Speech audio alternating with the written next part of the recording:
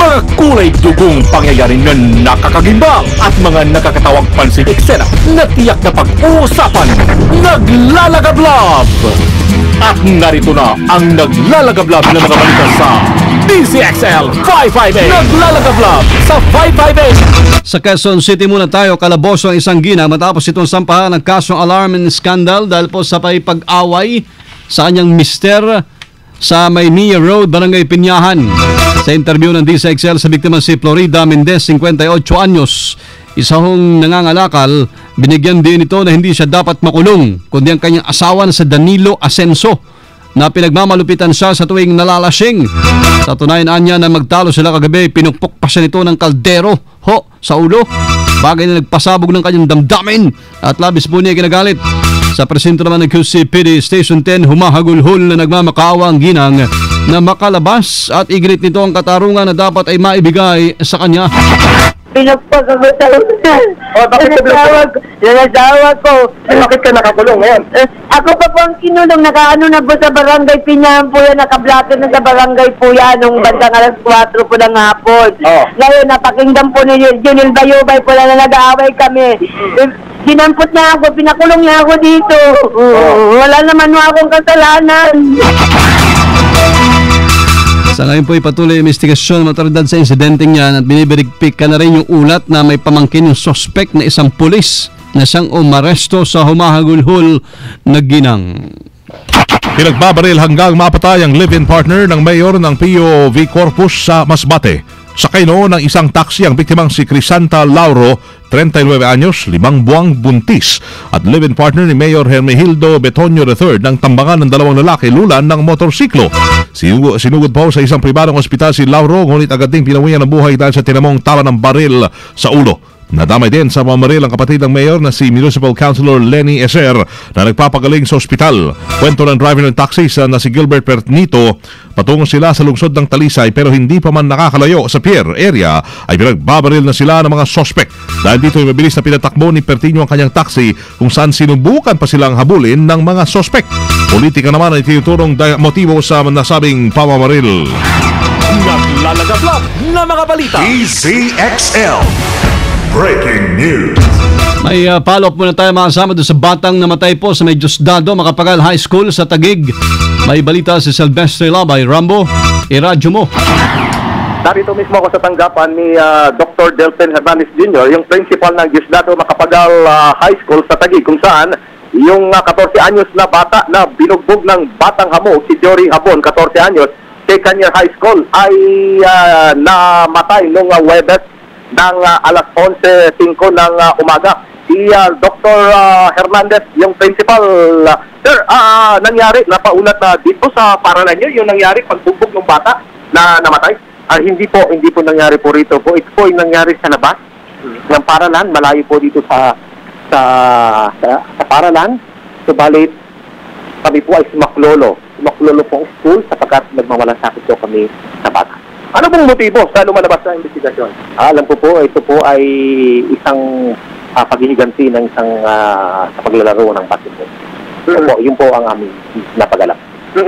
So, kagad na isinugod yung bata sa Pateros, sa Taguig Pateros Hospital, nung Sabado lang binawayan ng buhay. Opo, sumaklolo po ang ating mga guro at ang mga guard at ating kagad tinakbo sa pinakmalapit na araw sa hospital.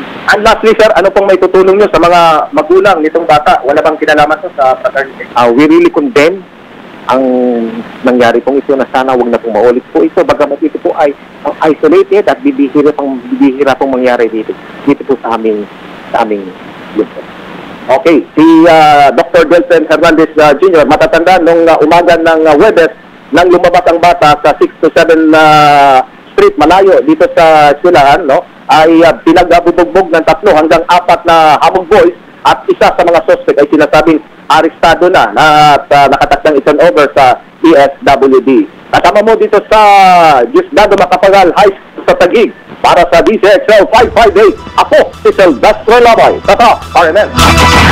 Sa namang kidnap for ransom group na timbog ng NBI. May report si Angel Ronquillo. Angel, iradyo mo.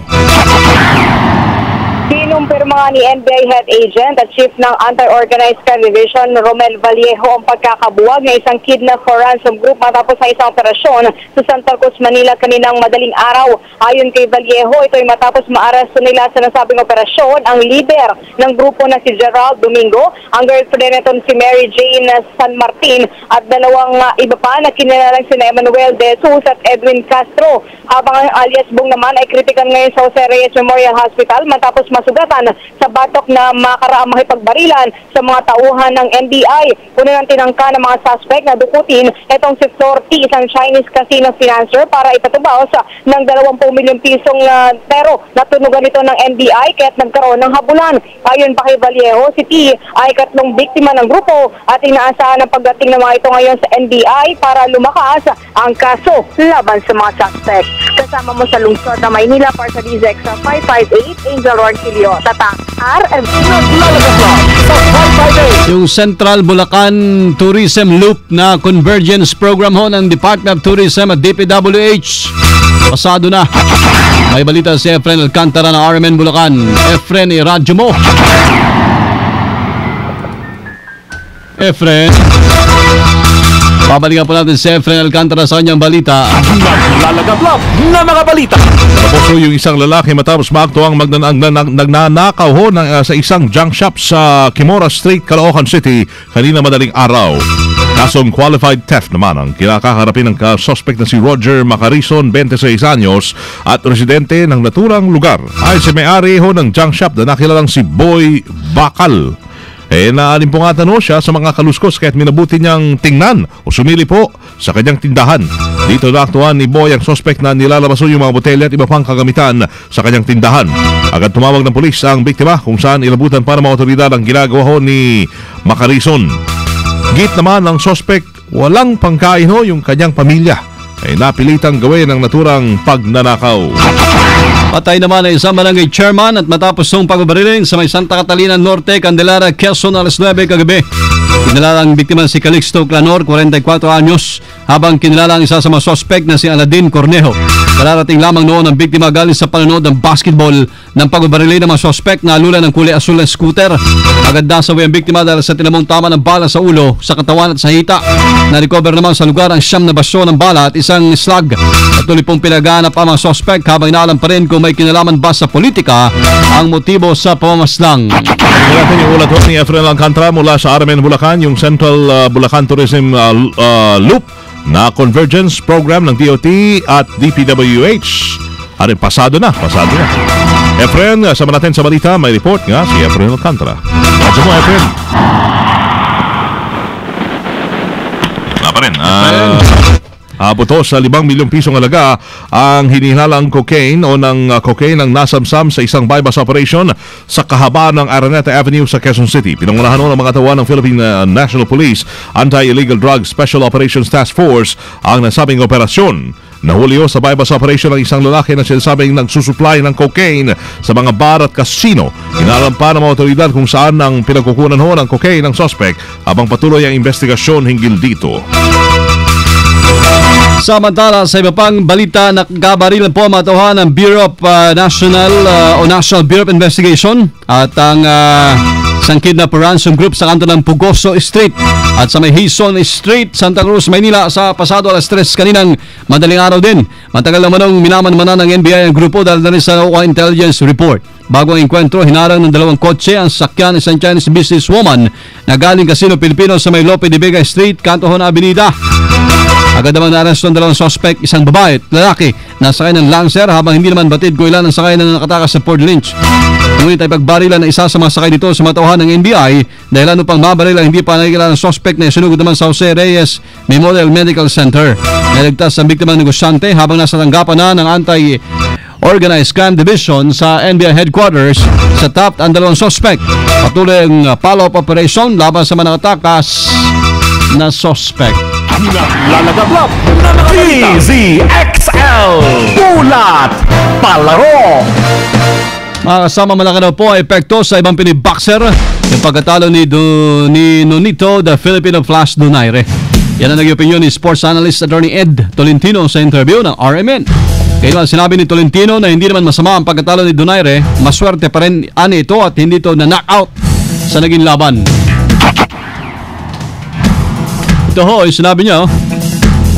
Well, malaki ang impact dahil unang-una, si Nonito Donaire ang ating nakikitang ikangay susunod sa yapak ni Manny Pacquiao. Opo. Kumbaga siyang sumalo Yes, sir. doon sa nangyaring pagkatalo ni Manny Pacquiao. Alam naman natin itong mga bagong boksingero natin, yung mga yan tumitingala sa accomplishments ng mga reigning world champions natin.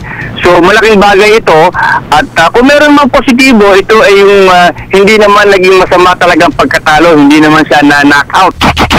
Una nang inamin po ni Donaire na hindi nito maiging na pag-aralan ang estilo ni Cuban boxer Guillermo Rigundo kung saan sinabi nito na nahirapan siya ng gusto sa opensa. Bagamat naapektuhan ang marketability ni The Filipino Flash, umasa naman si Tolentino na sa pagbalik ring ni Donaire, nakakabawi ito mula sa pagkatalo.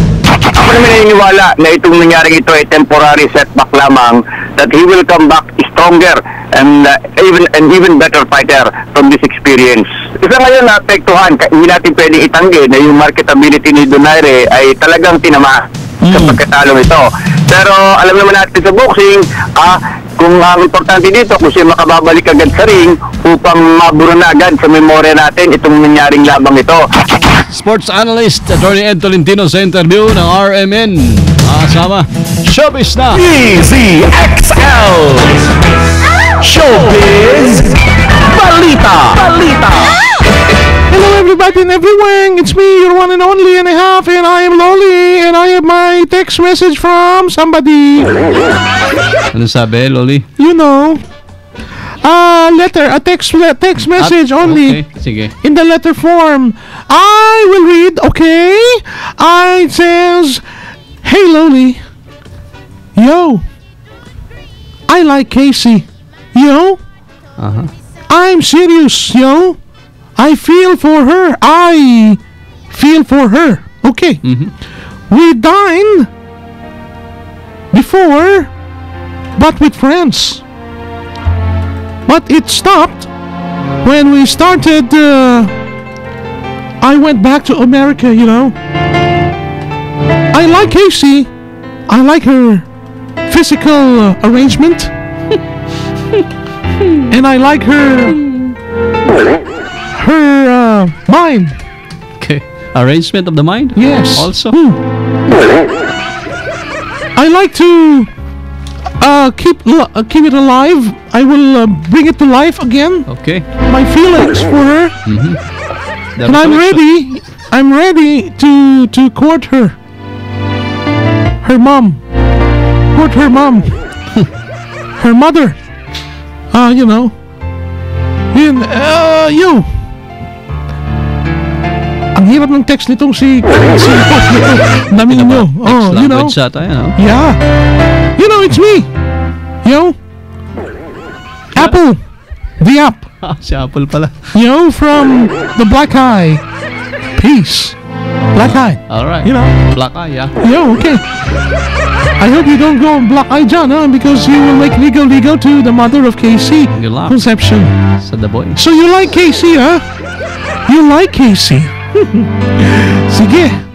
Good luck, bye. Bye. Matawag ka sana, bye. Okay ka, Loli. Ayos. Itaas ang pangalas mo, bye. Bye. Bye. It's me, Loli. Pop, Loli, pop. Ito, Balitang Panghimag. Ihabol din. Panghimagas na tayo, mga kasama. Panghimagas si Beauty. Tanghali mga kasama. Ito. Yan. Magandang tanghali mga kasama. Para naman po sa aking panghimagas. Tayong mga Pinoy ay talagang mahilig mag-picture-picture. Kaya naman kahit anong posting ay kakaririn para magpa-cute dahil usong-uso na ang pag-hashtag sa Instagram, Twitter at Facebook. Pabonggahan na rin ng posting ang mga tao. Ang tinatawag na Hadoukening post ay viral na ngayon sa internet. May matching costume pa silang nalalaman. Trending ito sa Japan at dumating na rin dito sa ating bansa. Lalo na Kuya Buddy at Kuya Weng, yung mga cosplayers. Yung may mga nagko-costume tapos nag-Hadoukening pose. Dapat sumali dyan yung mga gumanap sa isang commercial ng diaper. Si Madja at si Lapu-Lapu. Hindi. Ha? Na ngayon target kasuhan. Alam niyo yun? Diaper na yun. Basta may diaper ngayon sa TV eh.